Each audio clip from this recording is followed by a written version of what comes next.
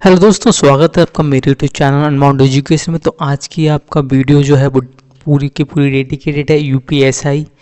एक second, UPSI और आपका नेक्स्ट एग्ज़ाम जो है आपका लगा हुआ वो है यूपी कांस्टेबल। तो यूपीएसआई और यूपी कांस्टेबल में बच्चों को जो दिक्कत आ रही है, जो नॉन मैथ बैकग्राउंड से हैं, ये वीडियो उनके लिए बहुत ही ज़्यादा हेल्पफुल होगी। और अगर आप वीडियो और मेरे जिस हिसाब से मैं प्लान करके आपकी क्लासेस लूँगा, अगर आप उसको कर लेते हो तो याद रखना 100 आउट ऑफ 100 स्ट्रेटजी बोला गया है इसको, और आपको 100% आपको रिजल्ट मिलेंगे। अगर आपकी मैथ ज़ीरो भी है ना, आपकी मैथ ज़ीरो है और ज़ीरो से आपको कैसे हीरो लाना है, तो अगर आप वो क्लासें कर लेते हो तो डेफिनेटली आपका हो जाएगा। अभी अब करंट स्टेटस में आपका क्या होगा, अगर आप ऐसा ही कॉन्स्टेबल की तैयारी कर रहे हो, आपका मैथ बैकग्राउंड नहीं है, हल्का सा मैथ बैकग्राउंड है, तो क्या दिक्कत आ रही होगी आपको? एक तो दिक्कत आ रही होगी, आप कहीं पढ़ रहे होंगे बट आपको नहीं समझ में आ रहा होगा। दूसरा है आपको कुछ आता नहीं है या आपका बैकग्राउंड नहीं है, तो आपकी हिम्मत वैसे भी नहीं हो रही है। इसके दोनों कारण हैं। जहाँ से भी आप पढ़ रहे हो वहाँ से क्या है, वहाँ से नॉर्मली क्या होता है ना, teacher SSC CGL type syllabus लेके चलते हैं, वो सबके सबके वही नोट्स हैं और वही को चुपकाते हुए चलते हैं। और आपको सोचो एसएससी सीजीएल और यूपीएसआई यूपी का जो एसआई वैकेंसी और कांस्टेबल वैकेंसी है, वो कितना हद तक लेवल में कितना अंतर होगा। अब आप नॉन बैकग्राउंड है मैथ का और आप अगर हल्के हैं मैथ में, कम जानते हैं मैथ में, तो आप समझ सकते हो, आप अगर एसएससी सीजीएल टाइप के क्वेश्चनों को करोगे तो आपका डेफिनेटली यूपीएसआई लेवल से बहुत ज़्यादा होता है, तो आपको समझने में काफ़ी दिक्कतें होंगी, जिससे आपको कॉन्फिडेंट गिरेगा। दूसरी बात, आपको एसएससी सीजीएल टाइप एग्ज़ाम के अकॉर्डिंग जो मैथ्स लेवल है उसको पढ़ने से क्या होगा, या क्यों? आप उसको सोचो, आपको यूपीएसआई में आपके ऐसा तो है नहीं केवल मैथ ही मैथ है, बाकी भी टॉपिक हैं, तो आप क्यों मैथ को इस लेवल पे ले जाने की कोशिश कर रहे हो? आप यूपीएसआई से रिलेवेंट जो भी है ना उसको करने की कोशिश करो ना। आप अगर यूपीएसआई से रिलेटेड जो क्वेश्चन है उनको करो तो आपको फ़ायदा है, ताकि वो टाइम जो आप इस लेवल पे पहुंचने के लिए दे रहे हो, वो आप यूपीएसआई में जो और सब्जेक्ट हैं उनमें दे दो। तो हम इस वीडियो में पूरी बात करेंगे आपके सिलेबस की। पहले मैथ का सिलेबस क्या क्या, मैथ का हम पहले तो सिलेबस की बात करते हैं, ठीक है। नेक्स्ट हम मैथ का सिलेबस की बात करेंगे और फिर उनके टॉपिकों की बात करेंगे, ठीक है। मतलब उसमें कौन कौन से टॉपिक का कितना वेटेज है। और आप हमेशा याद रखो, अगर आप तैयारी स्टार्ट कर रहे हो तो आप अगर मान के चलो आप अभी से स्टार्ट कर रहे हो, तो आपको 1 महीना तैयारी करने के बाद आपको मॉक लगाना बहुत ज़रूरी है। तो मॉक में क्या है, अब मॉक आप 1 महीने तैयारी करिए, 2 महीने तैयारी करिए, आप मॉक लगा रहे हो तो आपका क्वेश्चन नहीं फंस रहा। उसका रीज़न क्या है उसको समझने की कोशिश करते हैं। तो मॉक लगा रहे हो, अब आपने क्या करा, आपने कोई मान लो मैथ ही लेके चलते हैं, मैथ का सिलेबस कर रहे हो, आप पढ़ रहे हो, ठीक है। अब आप सीक्वेंस वाइज नहीं पढ़ रहे हो, आप सपोज अब एक कोई भी पेपर में ना, कोई भी टॉपिक, कोई भी सब्जेक्ट का वेटेज होता है टॉपिक वाइज। अगर आप सोच रहे हो कि मैथ में मान लो परसेंटेज का टॉप वेटेज कुछ होगा, प्रॉफिट एंड लॉस का कुछ वेटेज होगा और एवरेज का कुछ वेटेज होगा, प्रोबेबिलिटी मान लो भाई, अब कुछ प्रोबेबिलिटी आती नहीं है बट मैं मान रहा हूँ, मान लो 0 क्वेश्चन है, ये मान लो 2 है, ये 3 है, ये 4 है, ठीक है। तो अब मान लो पहले आप यहाँ से स्टार्ट करो जिसका वेटेज ही कुछ नहीं है, एक आता है क्वेश्चन या नहीं आता है, फिर आप इसको कर रहे हो, आप उल्टे कर रहे हो, तो सोच रहे हो आप यहाँ तक पहुँचने में आपको 1 महीना लग गया। अब आप मॉक दे रहे हो तो केवल इतने ही क्वेश्चन फंस रहे हैं।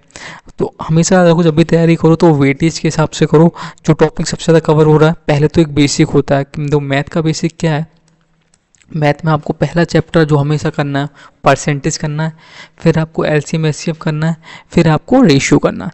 ये टॉपिक 3 है मैथ की रीढ़ की हड्डी।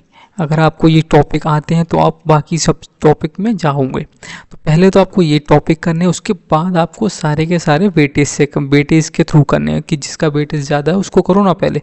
हो सकता है बाद में आपका इतना टाइम नहीं मिला, आपको मान लो कुछ टॉपिक रह गए, तो अब मान लो कोई टॉपिक से 5 क्वेश्चन, 4-5 क्वेश्चन आते हैं, और आपका वो टॉपिक लास्ट तक नहीं हो पाया और आप लास्ट में देख रहे हो, तो आपको पता है आप लास्ट में अगर एग्ज़ाम के देखोगे तो हड़बड़ी में इतना नहीं हो पाता है। तो अब 4 से 5 वाला टॉपिक आप आसानी से छोड़ रहे हो, वो भी एक गलत बात है, ठीक है। तो आगे बढ़ते हैं, आगे हम पहले मैथ इसके टोटल सिलेबस की बात करते हैं। तो टोटल सिलेबस में आप देखो क्या है, ये रहा आपका ऑफिशियल टोटल सिलेबस। और मान के चलो एसआई का जो सिलेबस है वही कांस्टेबल का होना चाहिए, क्योंकि अभी नोटिफिकेशन ऑफिशियली नहीं आया है, तो हम इसी की बात करेंगे। तो और बाकी थोड़ा सा लेवल कांस्टेबल का थोड़ा सा नीचे ही होगा, ठीक है। तो हिंदी आप देख रहे हो 40 नंबर है, 40 क्वेश्चन है, 100 मार्क्स। मूल संविधान आपका मूल विधि और संविधान सम्मान ज्ञान 40 नंबर, 40 क्वेश्चन और 100 नंबर है, ठीक है। आपकी मैथ 40 है और रीजनिंग 40 है। हाँ, अगर आप मेरी वीडियो फॉलो करोगे तो मैथ और रीजनिंग आप मान के चलो, मैं आपको बोल रहा हूँ टोटल 200 है, तो मैं रियल टीम की बात करूँगा। मैं नहीं कहूँगा कि 200 में से 200 आ जाएंगे, वैसे मैं तैयारी तो 200 से 200 की कराऊँगा, बट एवरेज बच्चा 180 के आसपास स्कोर कर लेगा अगर आपने मेरी वीडियो सही से फॉलो करी। और मैं जिस तरीके से आपको एडवाइस दूंगा या जैसे भी आपको स्ट्रेटजी फॉलो करने की कहूँगा, वैसे अगर आप करते हो, ठीक है। तो आपको समझना है, अगर मैथ और रीजनिंग आपको करनी है तो फिर बस मेरे को फॉलो कर लूँगा, आपका मैं करा दूंगा, इतना मैं कह रहा हूँ, ठीक है। बाकी देखो, बाकी टाइम आपको सामान्य हिंदी ये भी आपको पढ़ना है, ये भी पढ़ना है। तो आपको सोच रहे हो आपको ये दोनों बहुत लेंदी सब्जेक्ट है, ठीक है। ऐसा नहीं है कि आप इसमें से कुछ भी आ सकता है, तो आपको बहुत पढ़ना है इसमें।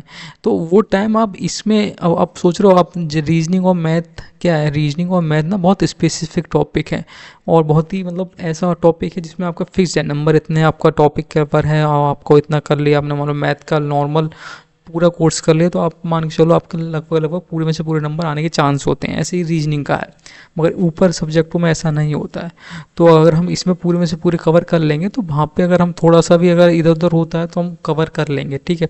तो मैं तो रीजनिंग में हम पहले रीजनिंग की बात करेंगे, कुछ क्लासेस रीजनिंग की चलाएंगे, फिर रीजनिंग मैथ की चलाएंगे, फिर रीजनिंग को ऐड कर लेंगे। तो आज हम मैथ की बात कर रहे हैं, तो मैथ के सिलेबस में देखो क्या है। तो ये रहा मैथ का सिलेबस, और आप याद रखना मैथ के सिलेबस में सबसे अच्छा रोल जो प्ले करेगा वो DI, डाटा इंटरप्रेटेड, इसको कहते हैं। यहाँ पे लिखा हुआ आप देखो, ये ना ग्राफ हो गया, use of table and graph, ये भी उसी में आ जाता है, ठीक है। तो हम टॉपिक की बात करते हैं। टॉपिक आपका देखो नंबर सिस्टम है, सिंप्लीफिकेशन है, डेसिमल एंड फ्रैक्शन है, हाइट जो आपका LCM HCF हो गया, या ratio, percentage, profit and loss, discount, simple interest, compound interest, partnership हो गया, एवरेज हो गया, टाइम एंड वर्क हो गया, टाइम एंड डिस्टेंस हो गया आपका, फिर DI हो गया, मेंसुरेशन हो गया, फिर आपका अर्थमेटिक कुछ क्वेश्चन होते हैं वो आपके डिटेल में जब टॉपिक पढ़ाऊंगा तो उसके बारे में बताऊंगा। फिर आपका मिसलेनियस हो गया, ऐसे ही आपका लॉजिकल डायग्राम्स हो गया, ये भी आपका किस में आएगा, DI में आएगा। सिंबल रिलेशन इंटरप्रिटेशन, फिर आपका देखो ये वाला टॉपिक है, बहुत सारे मतलब अब आपको नए नए टॉपिक दिखेंगे। और ये टॉपिक पता है इतना हार्ड नहीं है, ये टॉपिक तो मान के चलो आप विद इन अ वीक आप इनको कवर कर लोगे। बस आपको इसमें क्या है, इसमें आपकी लॉजिक एबिलिटी बहुत अच्छी होनी चाहिए। जैसे आप देख लो एनालॉजी हो गया, जिसको कहते हैं शब्द एंड वर्ड में आंशिक समरूपता। तो अब आपको इसमें तो आपकी लॉजिकली आप कितना अच्छा सोच पाते हो। जैसे A और B दिया हुआ है तो आपको C पूछ लिया, अब आप बताओगे इसमें क्या है, ये आपके हो गया। अब A++1 हो रहा तो ऐसे C+1 हो जाएगा तो D हो जाएगा। तो ऐसी लॉजिक है, इसके पैटर्न की हम जब वो करेंगे प्रैक्टिस तो आपको ये टॉपिक हो जाएगा। मेन आता है यहाँ पे ये, ठीक है।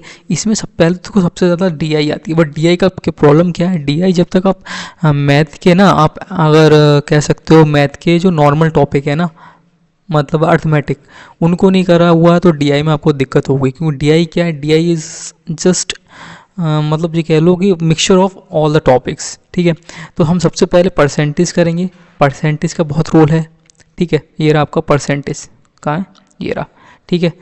ये परसेंटेज अब फिर हम उसके बाद क्या करेंगे, हमने बोला है फिर LCM HCF करेंगे। क्योंकि देखो LCM HCF का यूज़ ना आपको टाइम एंड वर्क हो गया, टाइम एंड स्पीड हो गया, बहुत सारी चीज़ों में आपको नए नए ट्रिक जब मैं बताऊंगा ना तो आपको समझ में आएगा। बहुत हम ज़्यादातर क्वेश्चन को कोशिश करेंगे कि ट्रिक के थ्रू कर पाएँ। क्योंकि और देखो क्वेश्चनों में क्या है, मैथ में ना हर टॉपिक में ना कुछ सब टॉपिक है। मतलब मान लो परसेंटेज है, परसेंटेज में टोटल टाइप ऑफ क्वेश्चन मान लो 17 से 18 है, ठीक है। अगर मैं बस केवल आपको हर टॉपिक का 1 या 2 क्वेश्चन कराऊंगा और आपको बस वो नोट्स बना लेने उसके, और आपको सिंपल सा जब पेपर होगा तो रिवाइज करके जाना है। और इन 17 से 18 से के बाहर कुछ है ही नहीं। अब करने के लिए आप 50 क्वेश्चन कर लो, बट देखो कैलकुलेशन अगर अच्छी हो और आपको टाइप की नॉलेज है तो आप कोई सा भी क्वेश्चन होगा वो बना लोगे, ठीक है। तो ऐसी परसेंटेज हो गया, फिर आपका LCM HCF करेंगे, फिर रेशियो प्रोपोर्शन करेंगे। नंबर 2 सबसे ज़्यादा DI के बाद अगर किसी की जो प्रीवियस ईयर पैटर्न देखा है हमने उसमें देखा है तो हमने सबसे ज़्यादा देखा नंबर सिस्टम से बहुत क्वेश्चन आते हैं। तो इसका अच्छा खासा वेटेज है, ठीक है। इसको हम फिर चौथे नंबर पे हम नंबर सिस्टम करेंगे। फिर नेक्स्ट आता है सिंप्लीफिकेशन। सिंप्लीफिकेशन आपको मालूम है, बस सिंपल सी कैलकुलेशन बेस्ड होता है। बैंकिंग अगर एग्जाम आपने देखा तो आपको समझ में आ जाएगा। फिर डेसिमल एंड फिक्शन, ये बहुत छोटे छोटे टॉपिक हैं, ठीक है। रेशियो प्रिपरेशन हम कर चुके होंगे। Profit and loss discount, PLD, इसमें आपको इतनी अच्छी ट्रिक बताऊंगा जो आप, अब तो CGL का फ़ायदा यहाँ पे होगा। अब आपको CGL का सब नहीं पढ़ना है, बट जो बेसिक ट्रिक है ना बहुत अच्छी अच्छी जो CGL में लोगों को पढ़ाई जाती हैं, वो मैं आपको यहाँ पे करा दूंगा। और इतना रिलेवेंट रखूँगा कि आपका लेवल बना रहे। ऐसा नहीं है कि मतलब बिल्कुल ख़त्म लेवल हो या फिर एकदम हाई लेवल हो, कि जिस लेवल की आपको ज़रूरत नहीं है वहाँ तक पहुँचने की, कि आपको सिंपल सा बस आपको सिलेक्शन तो चाहिए, आपको कोई मास्टरी नहीं करनी है मैथ में, ठीक है। नेक्स्ट फिर हम टाइम एंड वर्क की बहुत अच्छी ट्रिक है वो करेंगे। फिर टाइम एंड डिस्टेंस करेंगे, ठीक है। अब मान के चलो आप नंबर सिस्टम में आता है, फिर परसेंटेज में भी अच्छे क्वेश्चन आते हैं, 3 से 4। आपका प्रॉफिट एंड लॉस से भी 3 से 4 क्वेश्चन आए हैं। और CISI से आपको मान के चलो 2 से 3 हैं। फिर टाइम एंड वर्क के भी 2 के आसपास क्वेश्चन हैं। टाइम एंड डिस्टेंस के भी 2 के टाइप क्वेश्चन है। DI और DI मान के चलो आप 4 DI मेरे ख्याल से, अब हो सकता है चेंज हो, बट मेरी थिंक ऐसी है, मेरी पर्सनल ओपिनियन है, 4 DI आपको देखने के लिए मिलेंगी, ठीक है। और मेंसुरेशन से मान के चलो आप 1 से 3 क्वेश्चन मिल जाते हैं। फिर बाकी ये पार्ट आ गया, ठीक है। इसमें तो आपको मान के चलो वही 2 एक क्वेश्चन मिलेंगे। तो हम कल से क्लासेस स्टार्ट करेंगे। आप में से कौन कौन इंटरेस्टेड है वो आप प्लीज़ बताइए, कौन कौन क्लास देखना चाहेगा। और मैं एक आपको प्रॉमिस कर दे रहा हूँ, अगर UPSI की और कांस्टेबल की आप मैथ की तैयारी और रीजनिंग की तैयारी मेरे थ्रू करोगे, तो मेरे अकॉर्डिंग करूँगा, तो आपका मैं बता रहा हूँ 90% आपका आराम से मैं को स्कोर करवा दूंगा, ठीक है।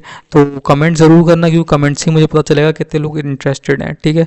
बाकी वीडियो पूरा देखा तो बहुत बहुत धन्यवाद। और अगर आप वीडियो को पूरा देख रहे हो, इसका मतलब आप डेफिनेटली आगे कोर्स को परस्यू करोगे, ठीक है। तो मिलते हैं नेक्स्ट वीडियो में, तब तक के लिए तैयार करते रहिए बाकी सब्जेक्ट, और मैथ और रीजनिंग की टेंशन छोड़ दीजिए।